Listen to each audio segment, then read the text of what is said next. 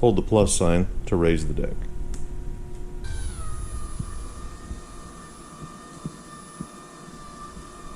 Once you've raised the deck, turn the machine off by holding the power button for a few seconds. The lights will turn off and the HMI will turn off. HMI is for human interface. Once you do that, remove the battery cover. And we want to remove the battery. Pull that lever down, pull it back a little bit, turn that little turquoise collar to the left and pull out. There we go. And remove the battery, because it's heavy. Once you've removed the battery, put it on its side. Whatever side you're going to work on, have that upwards. We're going to remove this belly pan or skid plate next. There's 14 Phillips head bolts that go around. So we're going to take those off. Once you've taken all 14 bolts out of the skid plate, it comes off. Set it to the side. Exposing the inside. This is where it's a good time, if you have a vacuum, to vacuum out any grass, dirt, debris as it does come into this chamber, irregardless of the cover or the back plate. We're going to be working on this tensioner plate because we're going to be working on what's here up top that we can reach. Just for the sake of being able to see it, this is the other side. This block has 4 bolts, and these are size 4mm Allen wrench. You're going to want to just loosen these. Just loosen them enough to where they, you can move them by finger, but we don't want to take them out. You want to leave them in. We're going to do that for this block up here. So I've loosened these. I can move them by hand just a little bit. The next thing we're going to work on is this bolt right here at the rear. This is a 6mm Allen wrench. So I loosened it to where it comes out. I'm not pulling the bolt out. It's still threaded into this bracket, but it is loose enough to where this has moved all the way forward. So now our belt is completely loose. You can actually pull it off the front. That's it. Comes right off. When removing this bracket, leave these 4 bolts in, take the 2 top ones out, and only loosen the bottom 2. These have washers on them, and they have also a little plastic ring underneath. We don't want to lose those if you intend to put these back on. So once you've loosened those, this pulls straight up, leaving the bottom bolts in place. Set that aside.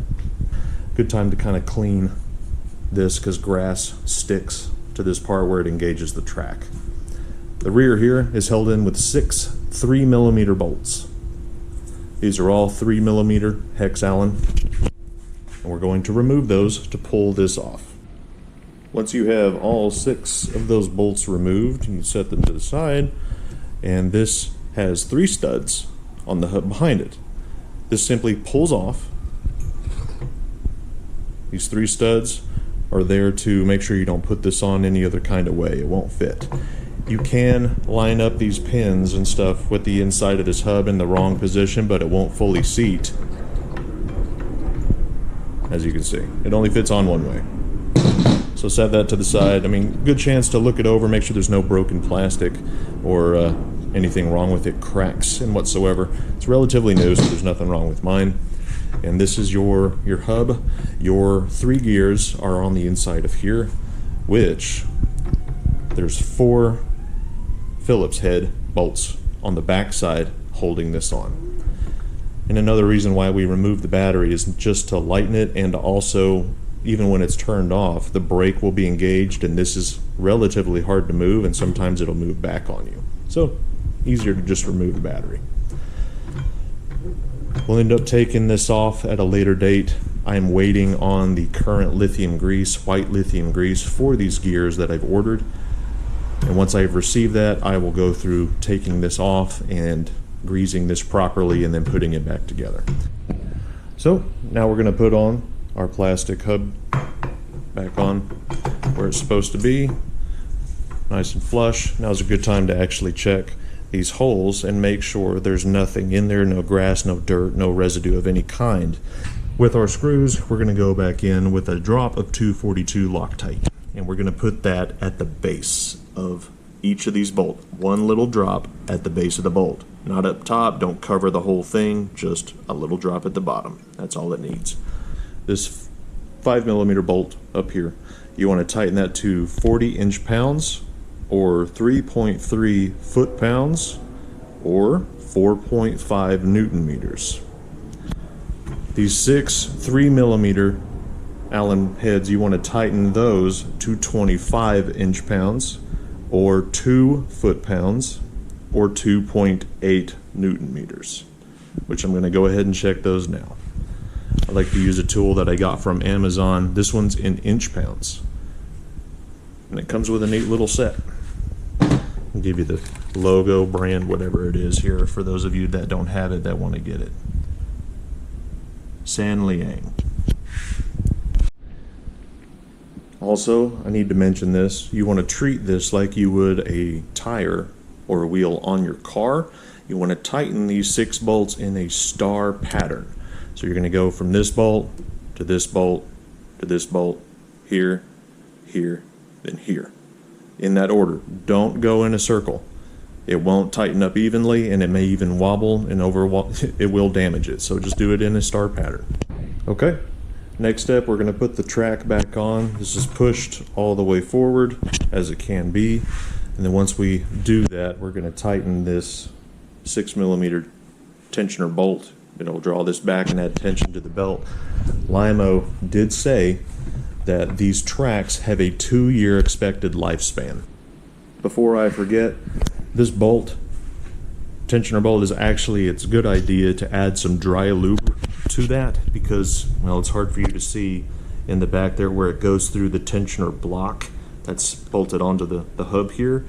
It's threaded. So over time, you can dirt and grime, whatever, as you are constantly coming in and out with it, it will accumulate and eventually tear up the threads, or it'll get stuck, it'll seize up. So it's good to use some lube right there to make it easy. You want to use a dry lube. I like to use WD-40 dry lube, PTFE spray.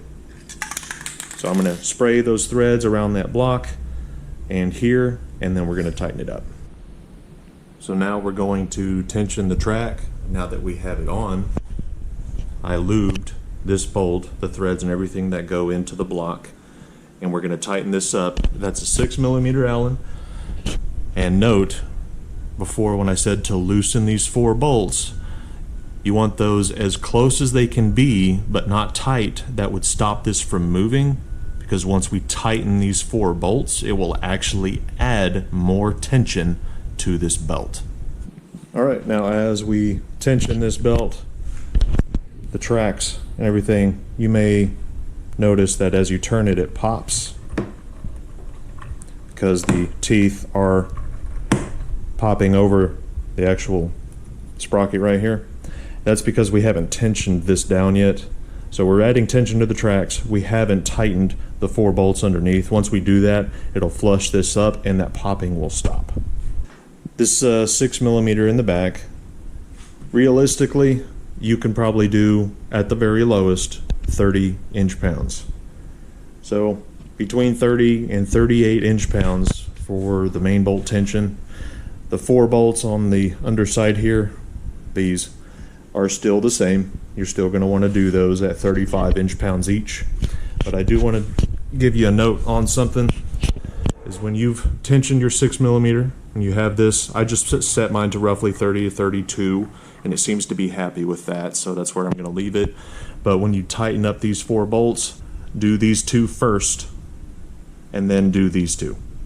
Once you've done those 2, go around and just make sure they're all at 35 inch-pounds, or 3 foot-pounds, or 4 Newton-meters, whichever you're using. Now that I've got those 4 bolts tightened up, starting from the rear to the front, and this 6mm tightened up, this thing's at, I checked it, 30 inch-pounds.